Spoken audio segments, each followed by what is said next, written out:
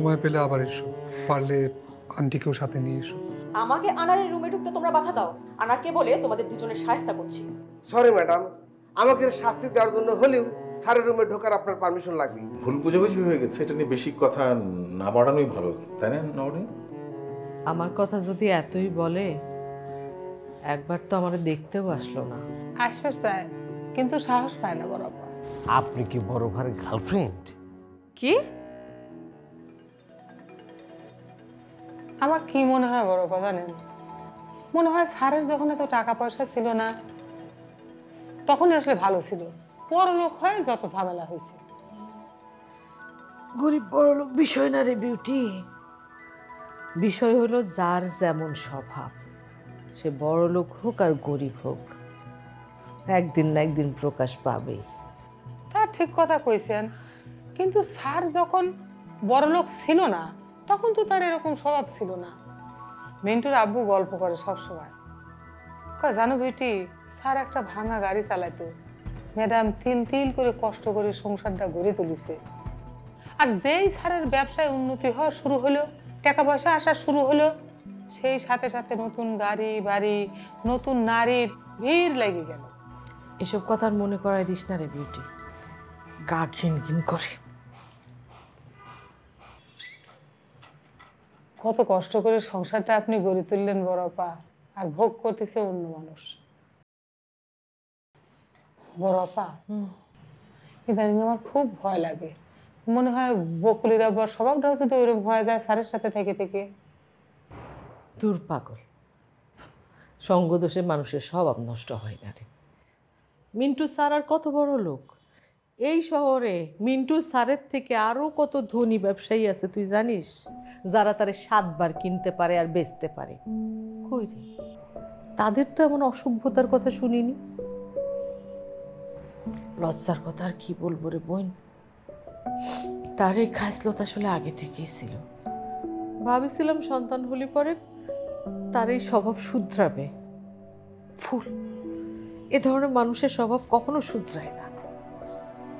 কি সুন্দর চাঁদের মতো বেড়ে সন্তান, তাকারে মুখের দিক তাকালে পারে তো জানটা শান্তি হয়ে যাওয়ার কথা, কত সুখের সংসার হওয়ার কথা, অথচ কি মদ টদ খায়। আচ্ছা, এইসব মদ টদ খায় কি জীবনে কোনো শান্তি হয়? আমার তো মনে হয় না। বাদ দে রে বোন, আমি এসব কথা মনেও করতে চাইনি। আজ তোরে দেখে সব মনে পড়ে গেল। ভয় লাগে কি জানিস, ছেলে দুটোরে নিয়ে না জানি কিসে তারা বিগড়ায় যায়।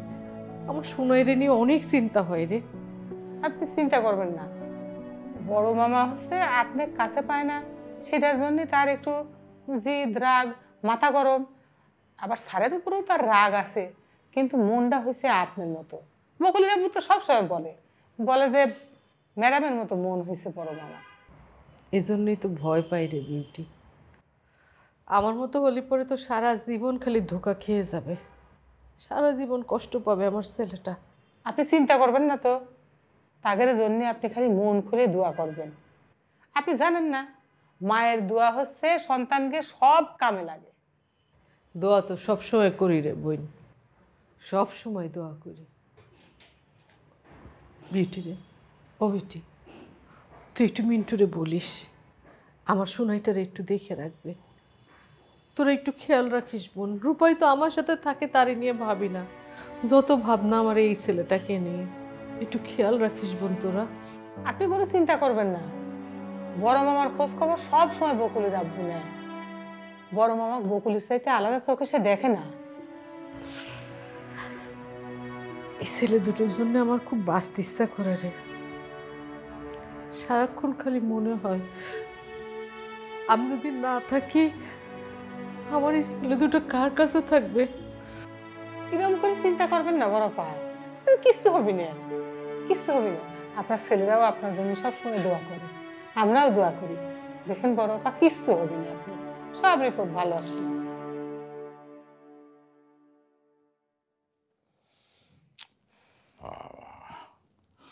এখনো তুমি নরেন মুখ ভার করে দাঁড়িয়ে আছো?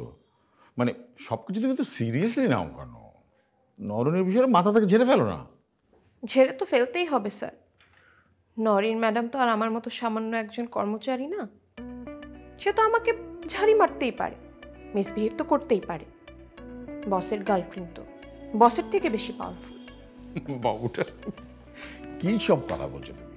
হ্যাঁ, আমি আমি এতক্ষণ যাবৎ এই যে বাসা বদল অন্যান্য কথাগুলো কার সাথে বললাম? কথা তো বলেছিলেন নরিন ম্যাডাম আসার আগে স্যার। সে আসার পরে তো দৃশ্যপটই পাল্টে গেলাম দেখছি। কিরকম পাল্টে গেল? মানে আমি তো নরেনের সামনে তোমার সাপোর্টই কথা বললাম। বলেছিলেন তো, তারপরে তো তার জন্য কফি আনার নির্দেশও দিয়েছিলেন। কফি পাঠানোর কথা তুমি মাইন্ড করেছো? মাইন্ড করব কেন, সেটাই তো স্বাভাবিক। আমি তো একটা সামান্য কর্মচারী, সে তো আপনার গার্লফ্রেন্ড, তাই না? ওরে আমার বাবুটা আবারও সে একই কথা বলে। ওকে, আমি প্রমিস করছি ভবিষ্যতে এইরকম ভুল আর করব না। আমরা ফ্রেন্ড।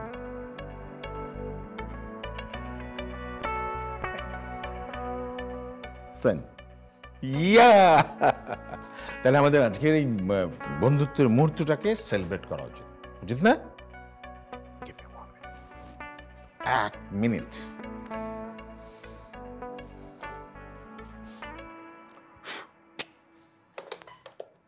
হ্যালো, হ্যাঁ আমি একটা জরুরি মিটিং শুরু করছি। হ্যাঁ, কেউ এলে আমাকে দেবে না, এমনকি ফোনও না, কোনো ফোন এলাও না, ঠিক আছে? আর শোনো, একটা ড্রাইভার রেখে বাকি সবাইকে ছুটি দিয়ে দাও। ওকে, থ্যাংক ইউ।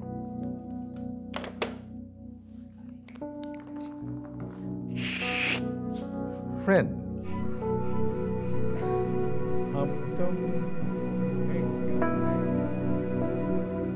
আচ্ছা, আপনাকে না বললাম আসিফ সাহেবকে খোঁজ করতে। ওনাকে 1 ঘন্টা ধরে আমি খুঁজছি। কি খবর ওনার? স্যার আমি ট্রাই করেছিলাম স্যার, ওনার ফোন বন্ধ পাচ্ছি। ভাই ইমিডিয়েট আবার যোগাযোগ করেন, ওনাকে বলেন আমার সাথে যোগাযোগ করতে, ঠিক আছে?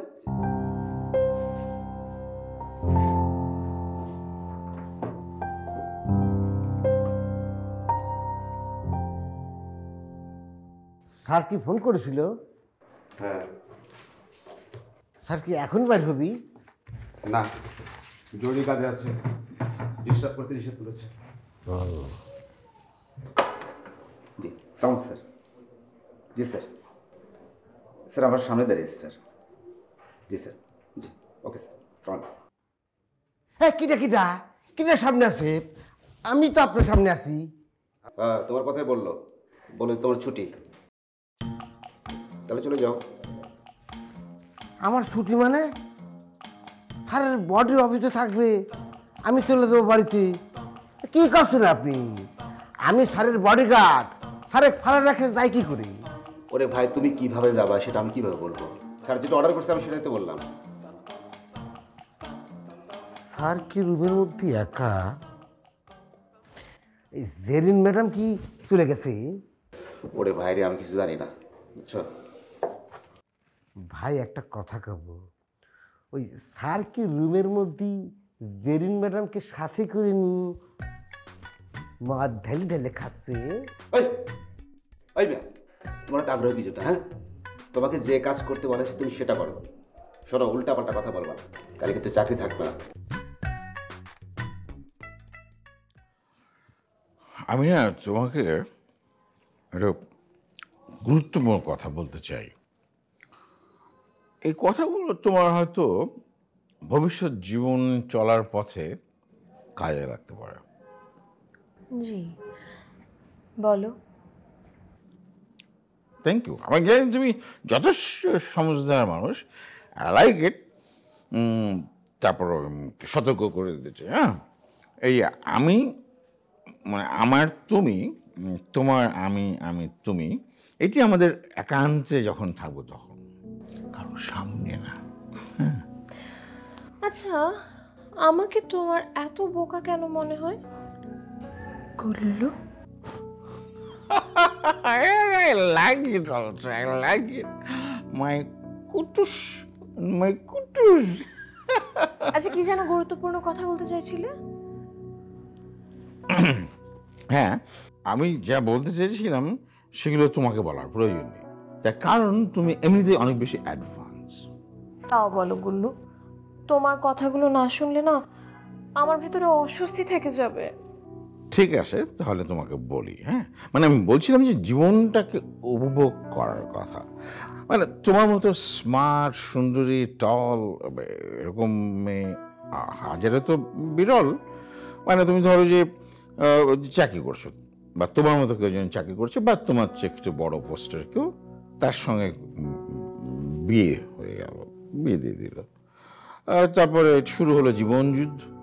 এরপর কিছুদিন পর ধরো নতুন অতিথি এলো, তারপর আর একটা চাপ শুরু হলো, এই বাসা ভাড়া দেওয়া, দুধ কেনা, ইলেকট্রিসিটি বিল, দারিদ্রতা চলে আসলো। হ্যাঁ, দারিদ্রতা আসলে কি হয়?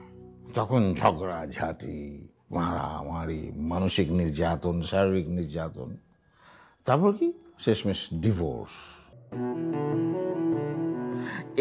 মানে তোমার মতো এরকম আধুনিকা মেয়ের এই চক্র থেকে বেরিয়ে যাওয়া উচিত।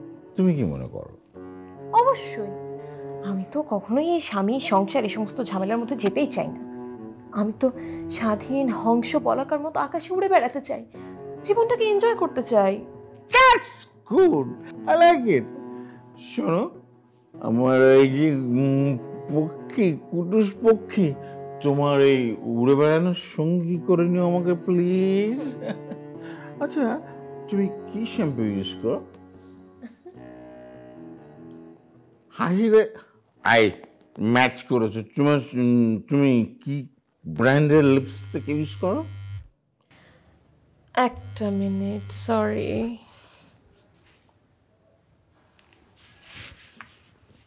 Hello, anything wrong? আচ্ছা ঠিক আছে, আমি দেখছি। বলছো কি হয়েছে? বলো, চুপ করে গেলে কেন? কি হয়েছে? কিভাবে যে বলি, না থাক। আশ্চর্য, থাকবে কেন? বলো, তুমি বলো। মানে তার মানে কি আমি ধরে নেবো যে তোমার সাথে আমার বন্ধুত্ব হয়নি? ও না না, কি করে বলি, আমাদের বন্ধুত্বের প্রথম দিন আজকে। হয়েছে কি, গ্রামের বাড়ি থেকে আমার মা ফোন করেছিল। আসলে কিছু বছর আগে আমার বাবার চিকিৎসার জন্য একজনের কাছ থেকে 2 লক্ষ টাকা ধার নিয়েছিল। ওই লোক নাকি বাড়িতে এসে অনেক কিছু বলেছে। 3 দিনের মধ্যেই 2 লক্ষ টাকা ফেরত দেওয়ার কথা বলে অপমাননাকে করে গেছে। ওনাকে তো দোষও দিতে পারছি না, অনেকগুলো বছর তো হয়ে গেল। সামান্য 2 লক্ষ টাকার ব্যাপারে বলতে তুমি সংকোচ বোধ করছো আমাকে? তোমার ফ্রেন্ড, কাল সকালবেলা তুমি অফিসে এসে অ্যাকাউন্ট থেকে 2 লক্ষ টাকা নিয়ে পাঠিয়ে দেবে।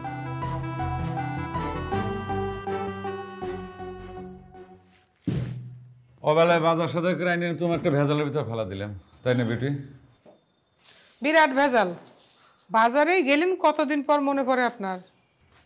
সেটা অবশ্য ঠিক কথাই কইছ। কতদিন পর বাজারে গেলাম, যে জিনিসেরই দাম জিজ্ঞেস করি, দাম শুনে আমি আটকে উঠি, চমকে উঠি। আমার তো মনে হচ্ছিল দোকানদার মনে হয় ভুল দাম করছে।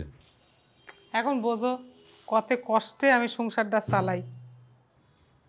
সেটা অবশ্য ঠিক কথাই কইছ, তুমি কষ্ট করে সংসারটা চালাচ্ছ।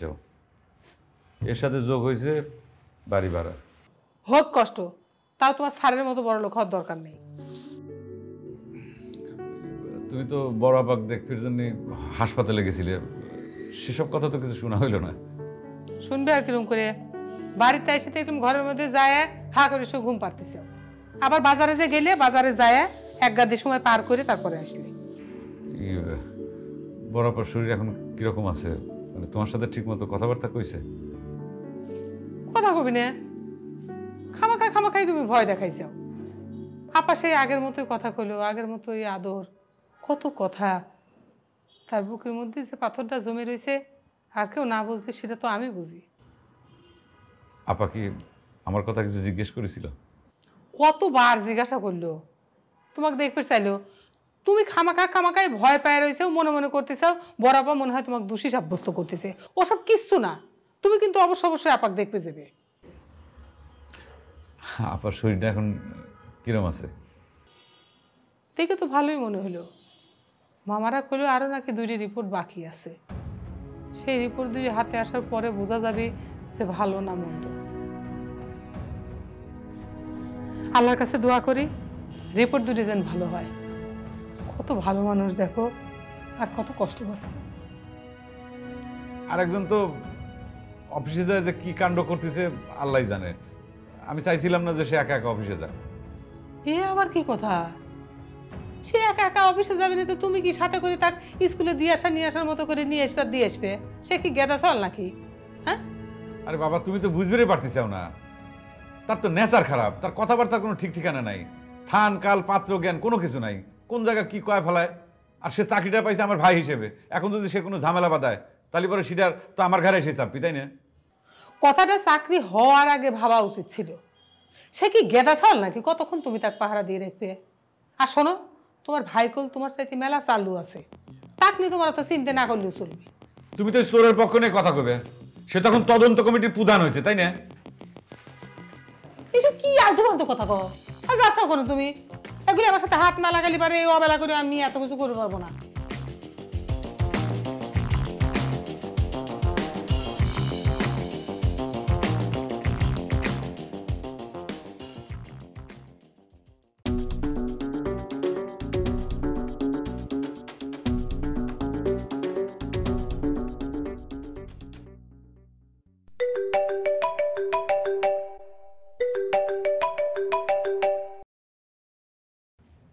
হ্যাঁ বলো, কি খবর? এখন ক্লাবে ঢুকেছে। অফিস থেকে বের হয়েছে কখন? আধ ঘন্টা হবে অফিস থেকে ক্লাবে। এতক্ষণ কি একসাথেই ছিল? হ্যাঁ, দুজন একসাথেই ছিল। আমার মনে হয় তারা দুজনে খেয়েছে।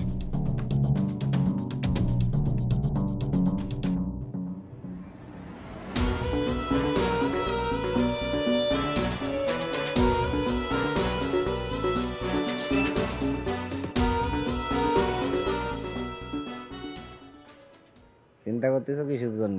আমি আছি তো বুগায়, পাগল নাকি? দাঁড়া তো, আমি পরে কথা করছি। হ্যাঁ কি চোরের মতো ফুসকি পারতেছো কে? হ্যাঁ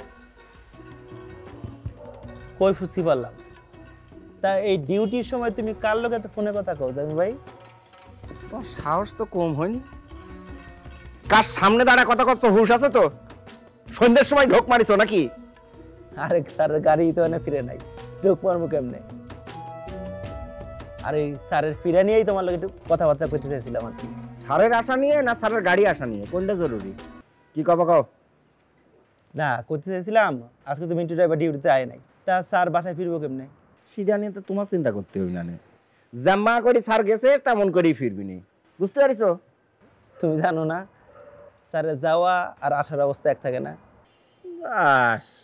একেবারে সুদূর প্রসারী চিন্তা ভাবনার মানুষ হয়ে গেছে, তাই না? স্যার কি তোমার মতো চুইনো পুটি নাকি যে এক ঢোক মারি সারা দিন ধরে ঝিম পারবি? পাগল। এই যাও, ডিউটি যাও, যাও যাও, করছি না?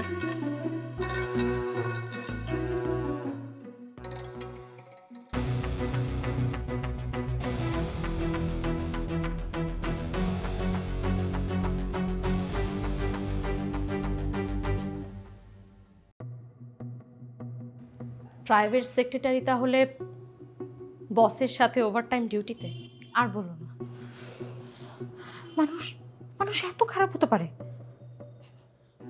আচ্ছা, আগেরটা কি তাহলে আউট?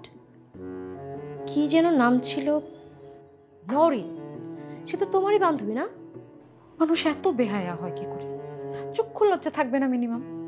অফিসের এতগুলো মানুষ, কেউ তো অন্ধ না, সবাই তো সবকিছু দেখছে। অফিসের স্টাফরা কিভাবে তাকে সম্মান করবে? অফিসের স্টাফদের কথা বলে আর কি হবে? সবাই তো চাকরি করছে পেটের দায়ে। মনে মনে হয়তো বা ঘৃণা করে, কিন্তু উপরে উপরে সবাই সম্মান করার অভিনয়টা করে। তাছাড়া এটাই তো প্রথম না, তোমার বেলায় তো একই দৃশ্য দেখেছে সবাই। আমার সাথে অন্য কারোর তুলনা করো না কাকুলি। আমাদের মধ্যে ভালোবাসাটা ছিল, এই কারণেই আমি আনারুলকে বিয়ে করেছি, না হলে করতাম না। আর এখন যেটা হচ্ছে সেটা নোংরামি ছাড়া আর কিছুই না। আচ্ছা, তোমার বান্ধবী নওরিনের প্রতিক্রিয়া কি? আমি জানি না ওর খবর নিতে যাচ্ছে কে। আমি তো ভয় পাচ্ছি তোমার ভাইকে নিয়ে। এখন মানুষের হাতে হাতে ফোন, কেউ যদি কোনো ছবি তুলে সোশ্যাল মিডিয়াতে আপলোড করে, তুমি বুঝতে পারছো ব্যাপারটা কি হবে? আমার মনে হয় এভাবে ছেড়ে না দিয়ে সরাসরি কথা বলে তোমার চূড়ান্ত একটা সিদ্ধান্ত নেওয়া উচিত।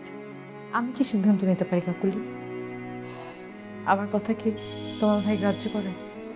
যদি গ্রাহ্যই না করে তাহলে তো তোমার অবশ্যই সিদ্ধান্ত নেওয়া উচিত। আমি যদি তোমার জায়গায় থাকতাম তাহলে অধিকার নিয়ে সম্মানের সাথে থাকতাম, আর না হলে ওকে তালাক দিয়ে চলে যেতাম, এবং তোমারও তাই করা উচিত। আর কত?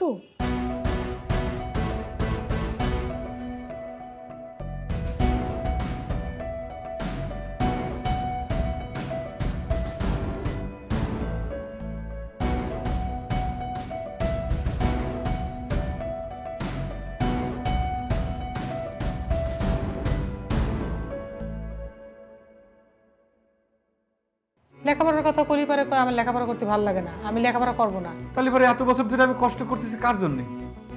আমার 16 আনায় কি তাহলে বৃথা হয়ে যাবে?